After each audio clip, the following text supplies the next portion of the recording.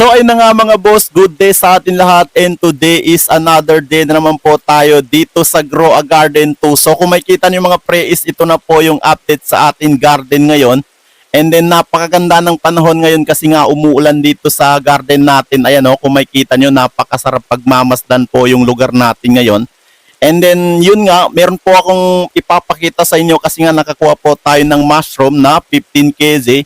And then sobrang ganda nito mga pre kasi nga ang mutation niya po is Star Trek. Okay? So i-check lang natin to kung magkano to. Uy, 459k shekels mga pre. Napakalaki pala ng Star Trek dito mga pre.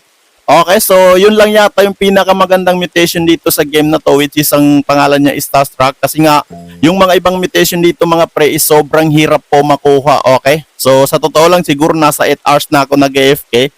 And hindi na rin tayo nakakuha ng maraming mutation dito kasi nga sobrang hirap po makakuha. Okay, so check na muna natin yung seeds natin dito. Okay, uy, mayroon ditong acorn mga par, nasa 700k.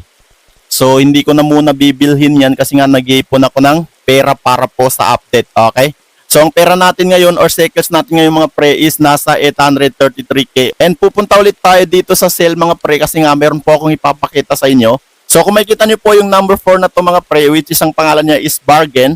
So pipindutin lang natin yan mga par gamit ang, wait lang, alisin na muna natin yung ating favorite. Okay, so check lang muna natin.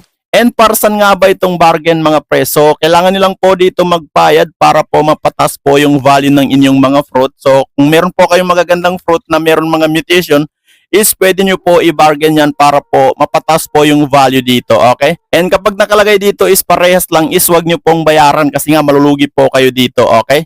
Ayan, inabot na tayo ng gabi mga pre, so napakadilim, nag-iisa lang tayo dito sa server.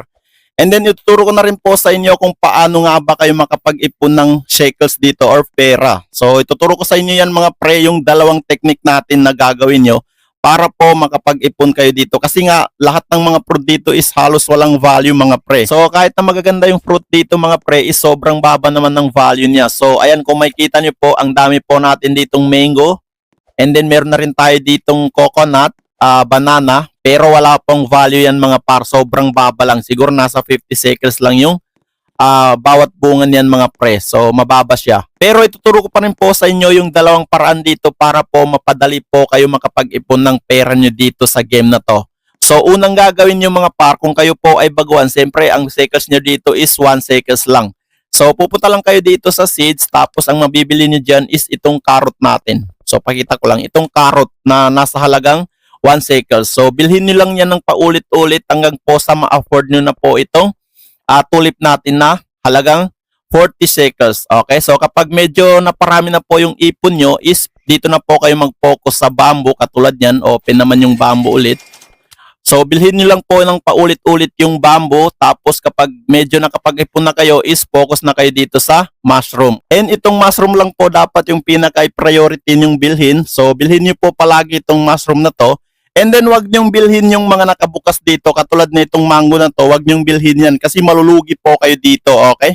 So mas lalo kayong matagalang makapag-ipon dito sa game na to, okay? So itong dalawa lang po yung dapat na bibilhin nyo. So itong bamboo at saka itong mushroom, okay? So dalawa lang po, dalawang fruit lang po, mushroom at saka bamboo, okay? So kapag ganun po yung gagawin nyo, is madali lang po kayo makapag-ipon dito ng shekels, okay? So itong sa akin is wag niyong gayahin to kasi nga mali po ito. So hindi ko po masyado na pag-isipan.